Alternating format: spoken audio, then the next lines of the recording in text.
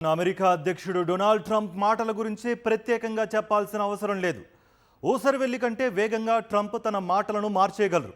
భారత్పై విషం వెళ్లగక్కుతూ అవమానించేలా మాట్లాడిన ట్రంప్ అంతలోనే ఇండియాను ప్రశంసిస్తూ మాట్లాడేశారు. డొనాల్డ్ ట్రంప్ వలసల విషయంలో భారత్పై మరోసారి విద్వేషం వెళ్లగక్కారు.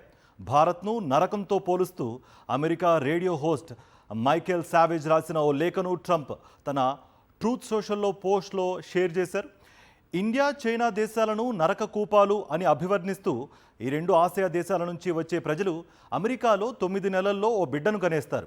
చట్టం ప్రకారం వాళ్ళు తక్షణమే అమెరికా పౌరులు అవుతారంటూ సావేజ్ తన లేఖలో విమర్శలు గుప్పించారు. కాలిఫోర్నియాలోని హైటెక్ కంపెనీలలో తెల్ల జాతీయులకు ఉద్యోగాలు దొరకడం లేదని తెలిసినప్పటి నుంచి తాను భారతీయులకు మద్దతు ఇవ్వడం మానేశానని సావేజ్ పేర్కొన్నారు.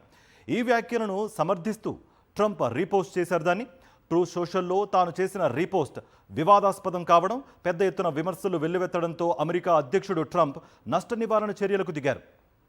ఆ డ్యామేజ్ను కంట్రోల్ చేసే పనిలో పడ్డారు. భారత్ చాలా గొప్ప దేశమని ప్రశంసించారు.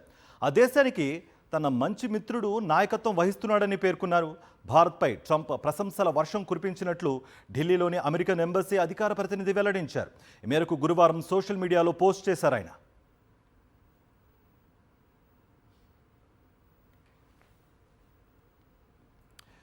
ట్రంప్ షేర్ చేసిన లెటర్కు ఘాటుగా కౌంటర్ ఇస్తూ ఎక్స్లో పోస్ట్ చేసింది. హైదరాబాద్లోని ఇరాన్ కాన్సులేట్ నాగరికతకు భారత్ పుట్టినిల్లు అని గుర్తు చేసింది. ఇరాన్ నాగరికతను తుడిచిపెట్టేస్తానని బెదిరిస్తున్న వార్ క్రిమినల్ ప్రెసిడెంట్ ఉన్న దేశమే అసలైన నరకమంటూ అమెరికా ట్రంప్పై విమర్శలు ఎక్కుపెట్టింది. డివైడ్ అండ్ రూల్ ఒక విధానమని, ట్రంప్ పాలించకుండానే విభజిస్తున్నారంటూ సెటైర్లు వేసింది. అమెరికా అధ్యక్షుడు ట్రంప్ భారత్ను నరకంతో పోల్చడంపై విదేశాంగ మంత్రిత్వ శాఖ అధికార ప్రతినిధి రణధీర్ జైస్వాల్ స్పందించారు. ఆ కథనాలను తాము చూశామని, వాటిని అక్కడితోనే వదిలేశామని ప్రకటించారు ఆయన.